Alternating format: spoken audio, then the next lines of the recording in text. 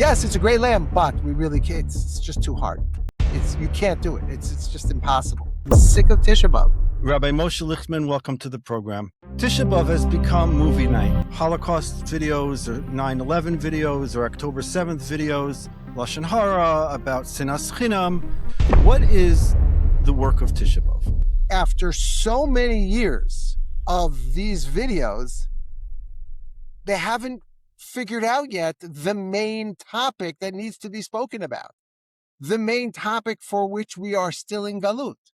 And that is our refusal to accept the gift that Hashem has given us after 2,000 years of Galut. He has allowed us to come back to our land, and we are rejecting it. We are repeating the sin of the spies. We are repeating the same mistakes that our forefathers made in the desert, for which Tisha B'Av is basically a day that it is, the sad day that it is.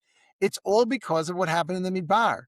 And it just makes totally logical sense that if we expect to, rectify the problems that caused Tisha B'Av, we have to search back and figure out what is the main problem that caused us to go into Galut and that caused us to still be in Galut and all the troubles that we have suffered throughout our history. And it's not very difficult to find it. It's not like you have to be a rocket scientist in the Torah world, meaning a Gaon Olam, a brilliant Torah scholar to figure it out. It's an explicit Mishnah at the end of Masechet Ta'anit that says that there are 5 bad things that happen to the Jewish people on Tisha B'Av, for which we mourn. And the first, and therefore assumedly the root of it all, is the Chet HaMaraglim, is the sin of the spies.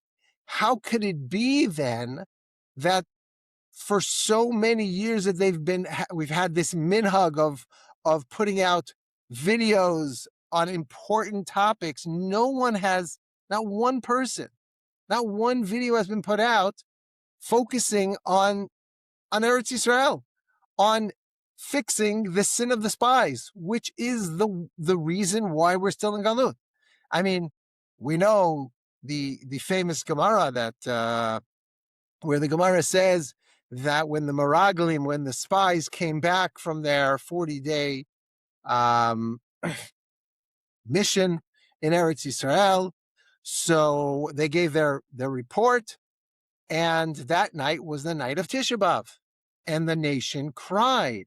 And Chazal, the rabbis, tell us that Hashem said to them, you cried for no reason. I'm going to give you reason to cry for all of the generations, for all future generations. So it is as clear as day. That's why we cry for future generations. That's why we're still in Galut, because we have not yet rectified the sin of the spies. Why hasn't anybody, focused on that? I'm okay with having the other videos also, but shouldn't there be at least one out there that focuses on the true reason for why we're still in Galut and why we've had troubles throughout the generations? It's an explicit teaching of the rabbis. It's not like you can say that somebody, missed that one. I'm not a big Talmud Chacham.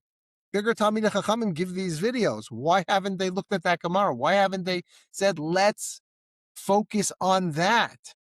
Just imagine you're living at the times of the Geulah from Mitzrayim. Moshe Rabbeinu comes and he performs all these unbelievable miracles.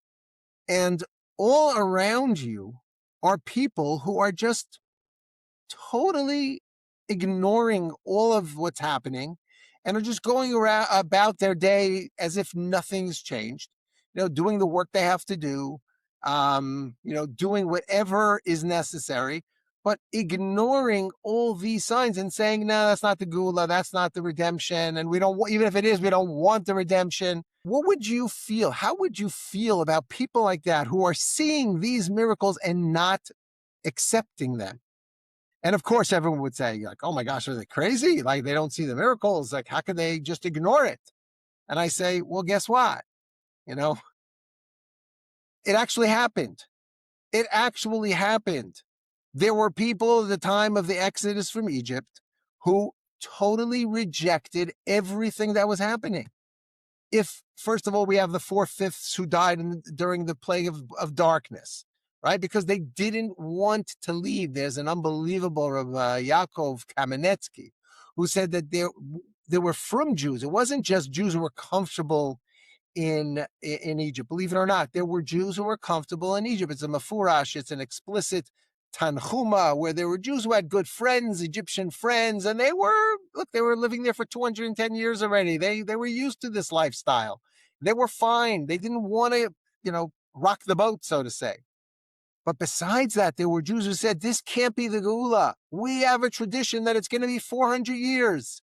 This is not the way it's supposed to happen. It's only been 210 years. This can't possibly be it. And Hashem said, those people who want to prevent the redemption, they have to be killed out.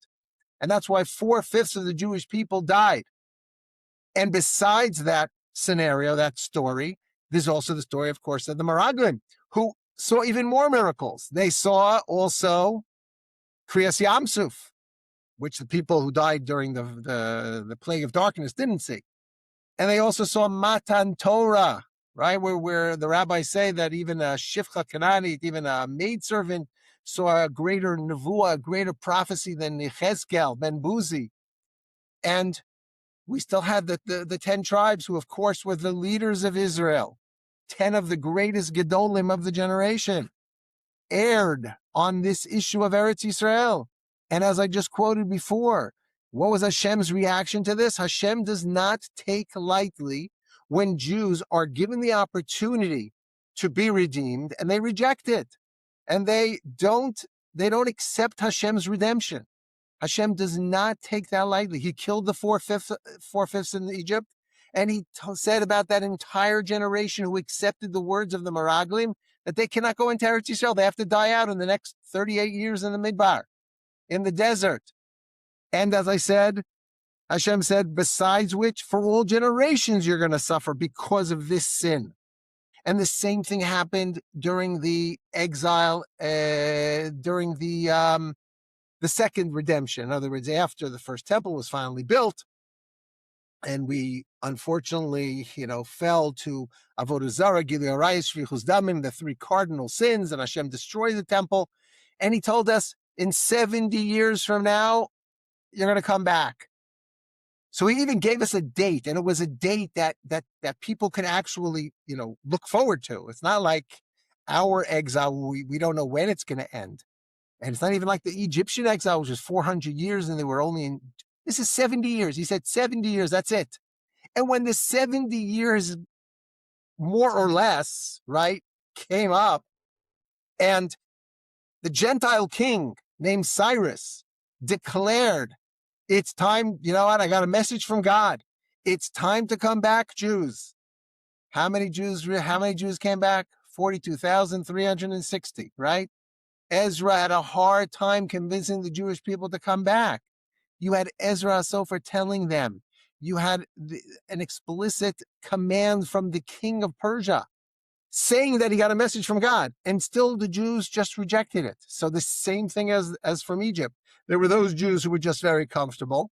And we know that from many sources. It was just a comfort issue. They didn't want to, change their lifestyle and go back to the land of Israel where things weren't going to be so easy. Now they were settled, that they were living in a nice, nice houses, nice positions. But it was also a from argument. It was like, this can't be the Geulah. How could this be the redemption? There were, first of all, Cyrus, a Goyish king, a non-Jewish king. He's going to tell us that we have to come back to Eretz Yisrael.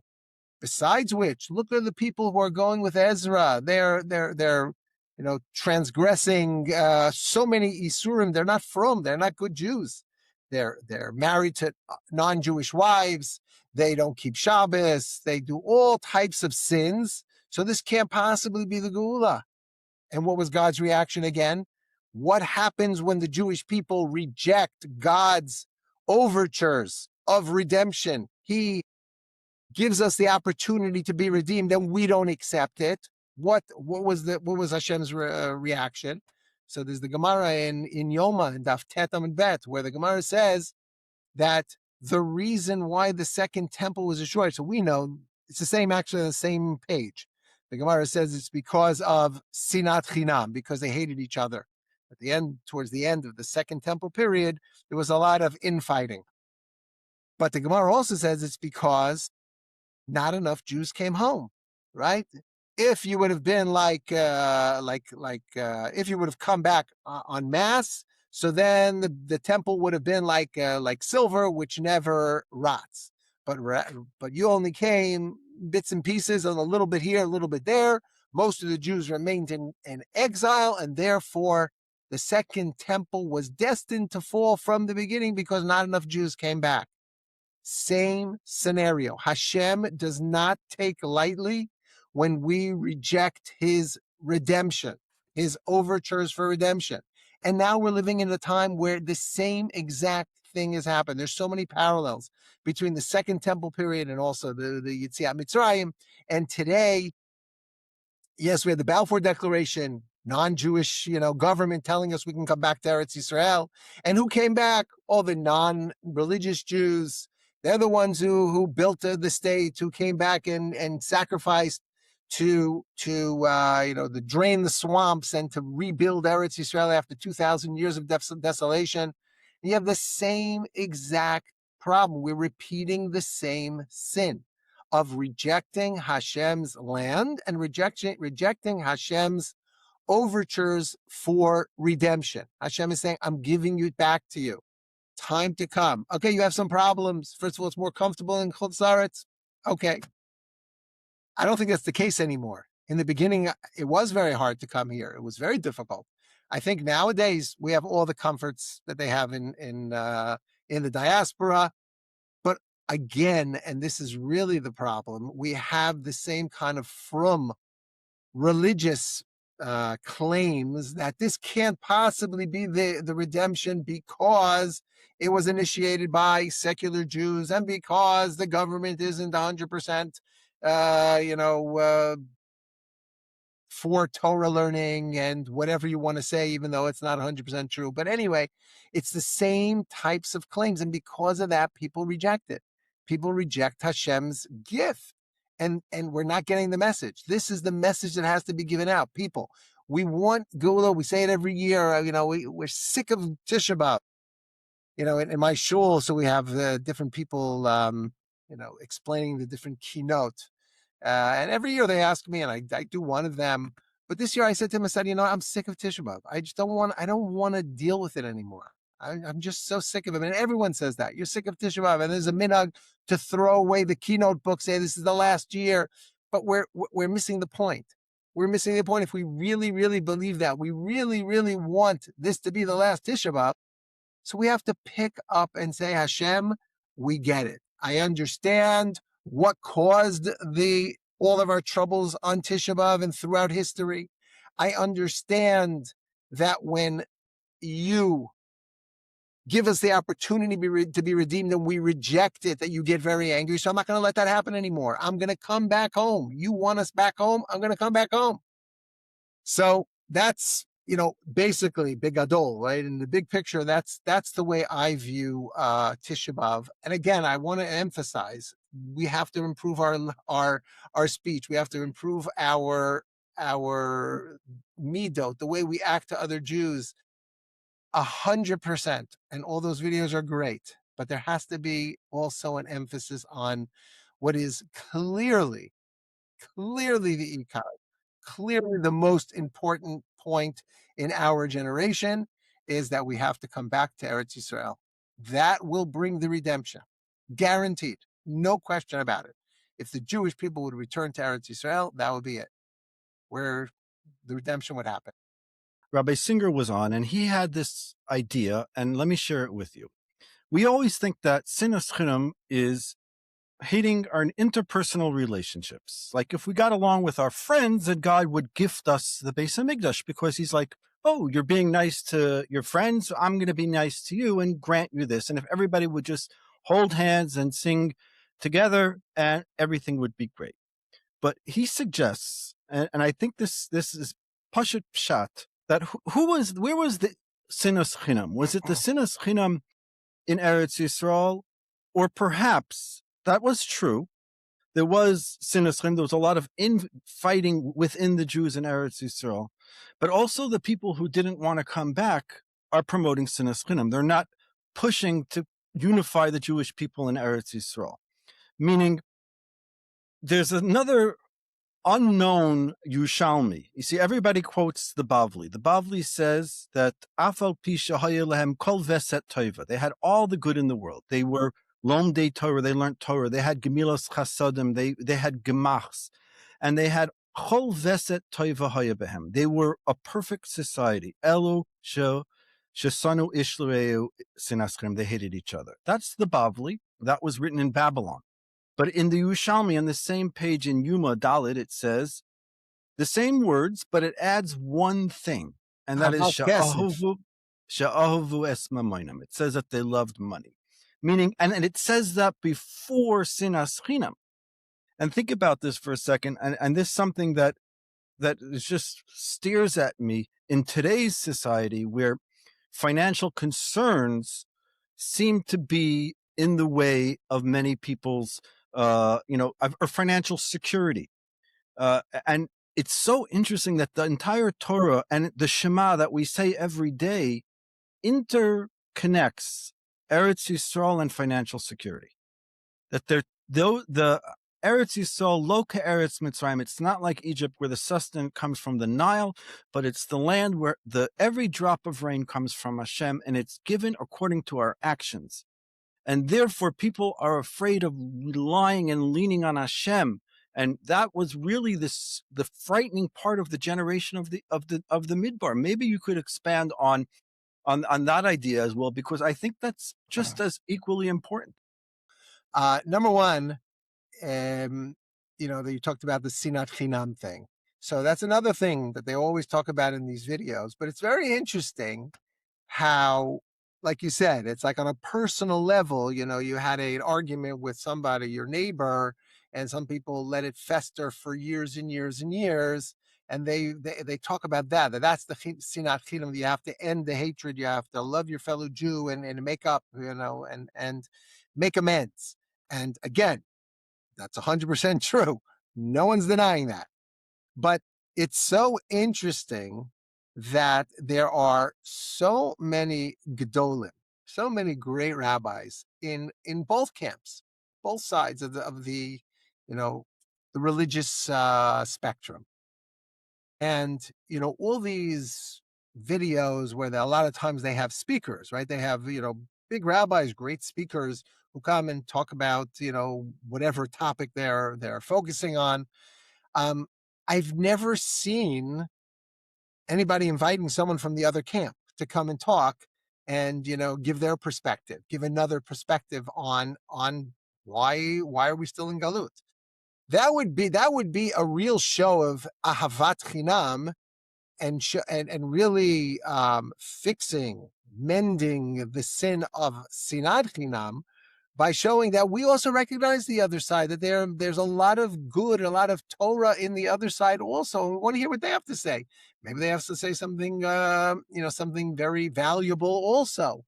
So I believe that that's also part of the problem. It's always the same message because it's the same people giving the same message. And it's also the other side. I mean, they're also giving the same basic message. But as you're saying, even from the religious Zionist side, I think there's not enough of what I talked about before, rectifying the sin of the spies. There's more also about, like you said, October 7th. Let's go back to the Nova Festival and have a whole episode there and talking to survivors and everything. And again, I'll repeat it for the 10th time. They're all good. They're all important. The messages these people give are great, but the real message has to be, let's rectify the sin that brought us to where we are, and that is the sin of the spies. On the issue of the sin of the spies, there's another issue. Like um, recently I saw a few different videos where serious Talmidei Chachamim, serious rabbis. I hope it's out of total a mistake. They don't realize that they're making this mistake. Are literally repeating the sin of the spies, like to a T. We know that Rashi says, when the spies came back, they first said, yeah, the land is a land flowing with milk and honey. They said something really beautiful about the land. And Rashi there says, why did they say something good? Their whole point was to say the bad. Because they know that, if you're gonna say something, if we're only gonna talk bad, people are not gonna believe us. We have to first say something good, right? So I've heard it in a few different videos where these rabbis have this whole speech prepared, how great Eretz Yisrael is, how important, quoting various different statements of the rabbis about, it's equal to all the mitzvot, and there's no Torah like the Torah of Eretz Yisrael, and all the different things. And then they do the exact thing that the spies did. They say the next word, which is but. However, as the spies said, Ephes ki azam. Yes, it's a great land, but we really can't. It's just too hard. You can't do it. It's just impossible. And they give the modern reasons, and that is, we can't make it because our gedolim are telling us not to come because too many people have gone off the derech, so to say, have a hard time acclimating with their children, etc., etc., etc. And it's literally exactly what the Meraglim did. Last week, like 9 days ago, we read in Parshat Matos, right? Matot. We read about the sin of Bnei Gad and Bnei Ruvain, right? That they wanted a portion on the other side of the Jordan. They didn't want to go to America. They didn't want to go to Europe. They wanted to go right across the border, right? In the Golan, basically, in Jordan. And what was Moshe Rabbeinu's reaction? He got so angry, and he compared them to the Meraglim.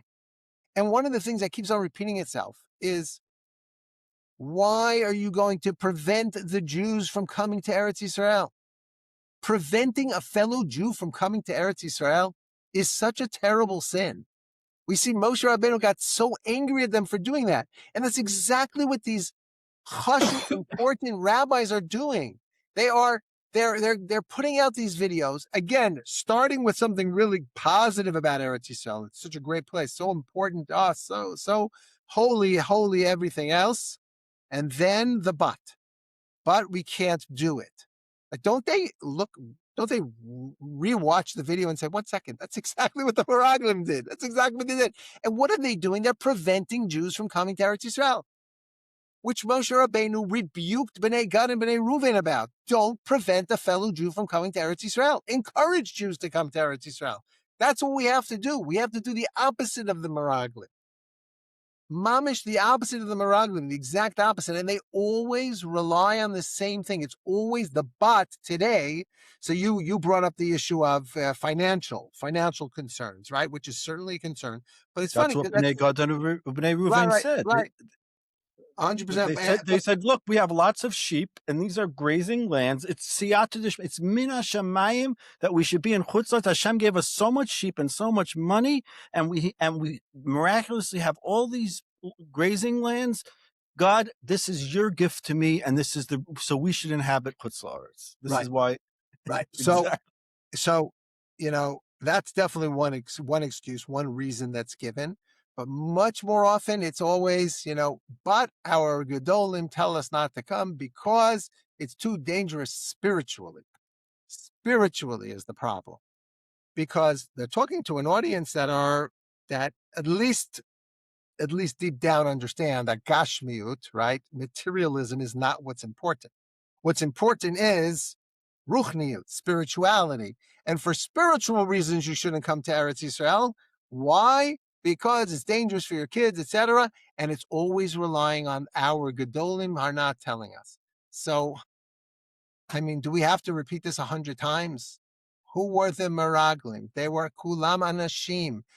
This week's Parsha, I noticed something interesting, that, in the beginning of the Parsha, Dvarim, which we just read, in the beginning of the Parsha, the first few psukim are all these weird places, weird psukim that don't seem to make sense.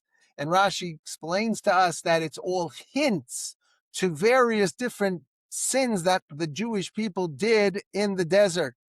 Moshe Rabbeinu was rebuking them, and he didn't want to rebuke them outright. Instead, he hinted to them, like, for example, V'di Zahav.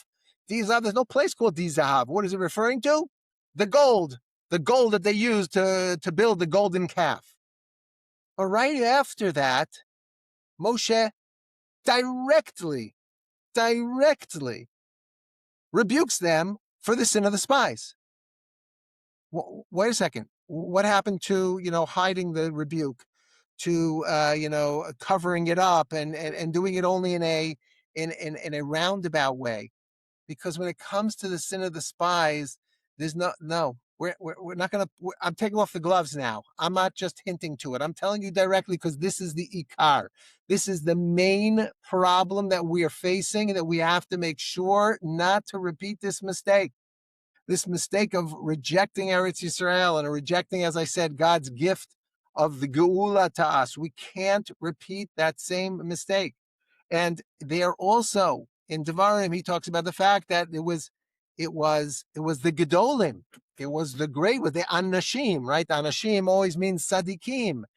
So again, I'm not, chas v'sholom, I'm not talking about any specific rabbi. I'm going to say, since you're, rejecting and discouraging, mamish discouraging people from coming to Eretz Yisrael, that you are just like the Meraglim. I'm not going to say such a thing. I'm going to leave that to everyone else to make their own decision. But don't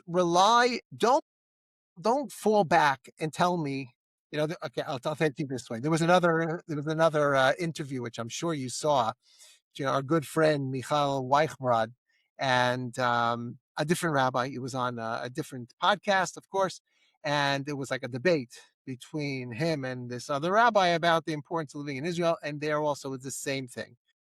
The other rabbi talked about, oh, Eretz Yisrael is so beautiful. I wish I could be there. Oh, it's so special, so holy, blah, blah, blah, blah. And it all came down to, and Michael was bringing all these unbelievable proofs from Chazal, from the rabbis, from Rishonim and Achronim, about how important the mitzvah of Yishuv Eretz Yisrael is, and therefore that should override everything else, and we should all pick up and come. And this rabbi said, yeah, but our Gedolim are telling us not to come. They're telling So get us a new not to gadol. come. What? So pick a new gadol. Today, the Jews today have such a luxury that you can choose your gadol. And it's very few people who stick to one gadol. When it comes to how long they wait for this, or what time Shkia is, or what tefillin they wear, we can choose Gedolim. We're a multicultural nation today. You can choose. I heard somebody wanted to shave last week, and he said, well, I could be Sephardi this week and shave, and I could, you can pick and choose, because there's some truth in everything. So what truth do you want to pick? Do you want to pick the truth of talking about Lashon Hara and talking about making shalom with your neighbors, which is all beautiful? Or do you want to take off the gloves, and let's really talk about what's really, really happening? Asher ma'asu be'eretz chemda. You were disgusted with God's beautiful land, and the rectification is as ki ratzu avaneho. Correct. We want to kiss the dirt, and we kiss the dirt because we know we got to get dirty. Hashem wants us to get dirty. He wants us to leave comfortable gullahs, the comfortable gull. And like you mentioned before, I was smiling because Mitzrayim, how many times you brought like an achron to show that the Jews still wanted Mitzrayim, even the ones who left. Every time there was a hiccup along the way, they're like, Mitzrayim. We want to go back to Egypt. We thought the whole problem was the Egyptians. Now the Egyptians are dead. Let's go back to Egypt. It's Kagan Eden. It's beautiful. They didn't want to have a relationship with God. Wow, beautiful. Could you lead us out with maybe a closing statement? Tell us what we can do practically about thinking about the Geulah and understanding this redemption that's happening. You know what? There's the famous mashal that's given with the helicopter and the boat. Everyone knows it, right? The person's drowning. There's this big flood coming, and he goes up to his to the roof, and the waters keep rising, and he's praying to God all along, please, God, help me. And a boat passes by and says, come on, jump in. He says, no, no, no, God's got me covered. He's gonna save me. And then a helicopter comes and he says the same thing, no, I have a relationship with Hashem. He's going to save me. And then eventually he drowns to death. And then it goes up to heaven and says, God, where were you? And he says, who do you think sent you the boat and the helicopter? I am the one who was doing it through Teva, right? We have to get to the point where we realize that we are at that point in history where Hashem, we've been praying for thousands of years, thousands of Tisha B'Avs have passed, and we have cried our eyes out for Moshiach to come. And he's already at the doorstep, right? And the messianic process is already well underway. Kibbutz Galiot, right? The ingathering of the exiles and all the building up of the land of Israel and all those things, it's already happening. And we're continuing in our old ways to sit on the floor and to cry and to say, Hashem, why don't you redeem us? Why don't you redeem us? Hashem is saying, who do you think sent Herzl and Ben Gurion and Bibi Netanyahu and the whole state of Israel and all those secular Jews who came and rebuilt the land? Who do you think sent them? I'm the one who sent them to build up the land, to prepare it for the Torah, for the Torah world. And eventually they'll also return to Hashem through the purifying waters that Hashem will sprinkle on them. I heard Rabbi Tuvia Singer, right? I heard him quoting those psukim from Yechezkel, right?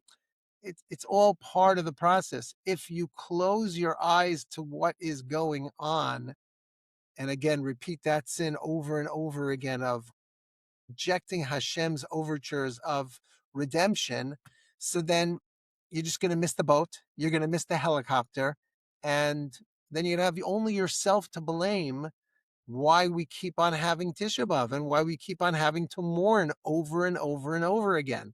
It's unbelievable. To me, it is just so unbelievable that people don't see it, because we're so used to it, because it's been happening for 78 years. We've already have our own state. Most people already were born at a time when most people alive today were born after 1948. And, of course there's a state, of course there's a place we can go and, visit and go to the Koisel and go to this place and that place. And, it's beautiful for vacations. But hello, this is Hashem sending us the boat and sending us the helicopter. We have to pick up and move here and come back home. That's what Hashem is waiting. Accept the invitation to the boat. Accept the invitation to the helicopter and say, yes, bring me home. Save me. This is what all that Hashem is waiting for. And the more we talk around it and don't talk about it itself, the longer we're gonna suffer and have to have another Tisha B'Av and another Tisha B'Av and another Tisha B'Av. I mean, as I said before, I'm sick of it. I'm sick of Tisha B'Av. I just, I don't fast well anymore at my age, and it's upsetting. It's upsetting that people are not listening. And again, getting back to what we were saying before, it's unfortunately, I think for most of the Jewish people, the seriously religious people, it's all relying on those people, those Gedolim who are telling them, no, it's not time yet. You don't have to come. And you know what? There's a certain point at which I think you have to think for yourself. You have to have critical thinking and think for yourself and say, it doesn't add up. It doesn't work anymore. What they're telling me is just simply not true. It's not true. It's not so bad in the state of Israel. Even for Torah learners, even for religious Jews, there's a lot of good. We have to look for the good and realize that the more religious people that come, the better it will become, the better it will get. And we'll fix the problems that there are in this state. And that's part of what Hashem wants us to do. And he wants us to be his partner in the Geulah. So, it's frustrating. It's extremely frustrating because, when you give all the arguments, you know that I've written 7 or 8 books on this topic, written or translated. And I mean, the sources are clearly, on our side, and you get into an argument with somebody on the other side, and they always just fall back on, but the Gedolim say not to. The Gedolim disagree with you. I am very into Gedolim. You should know that I revere the Gedolim as much as anybody else. But we have to remember there's a reason why Hashem told us Kulam Anashim Rashi B'nei Yisrael Hema, that the Meraglim were Gedolim. It was to tell us there's certain issues that we have to be very careful. That are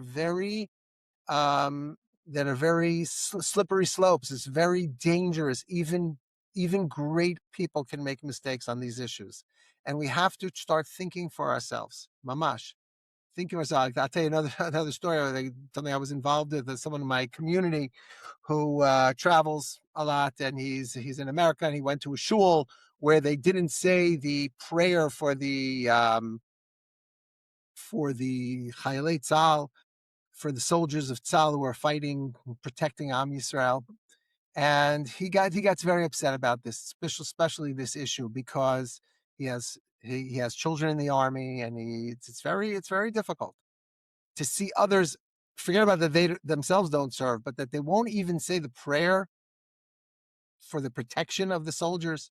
So we got into an argument with this rabbi. I mean, and he's been in contact with him back and forth with emails, and he asked me to help him, write the last email. And I said, I basically wrote, because I should say that basically it was like, I know there's different opinions, but our rabbis tell us that we shouldn't say it.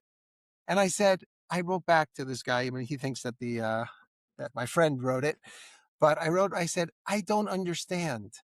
There's no issue here. When you have different halachic opinions, it's because, there's this chashash, this worry, this concern, and there's that concern. You might be transgressing this prohibition or that prohibition. I said, what is the issue here? What's the possible transgression that somebody can be committing by praying that the soldiers of Israel should be safe, that Hashem should protect them? What could be the possible Isser? And he still said, but my Gedolim say not.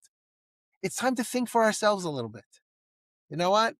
Think for ourselves a little bit. Of course, we have to go to Gedolim for halachic questions and advice and hear what they have to say. But let's hear many Gedolim. Let's hear a lot of different opinions. Like we said before, part of the Achdus would be, let all the Gedolim get together. Let's have a video of a rabbi from this institution and from that institution. I won't even say the names, right? And from in the middle, and someone from all of them giving their perspective on Tisha B'Av, what it's all about. Let Am Yisrael hear from all the Gedolim. Let them recognize that there are Gedolim in every world, and that there are other opinions. That's like saying, don't listen to Yoshua and Kalev. You can't listen to Yoshua and Kalev because the 10 Gedolim said that we can't go into Eretz Yisrael. So therefore, who cares what they say? They're nobodies. They're the minority. We don't listen to them. That was the sin of the spies. And we have to, once and for all, rectify this sin if we want Tisha B'Av to cease being a sad day and coming back, and once and for all becoming a day of joy that we all hope for. Thank you so much for joining us. We wish that this year Tisha B'Av will turn into a day of celebration. Thank you very much. Shalom.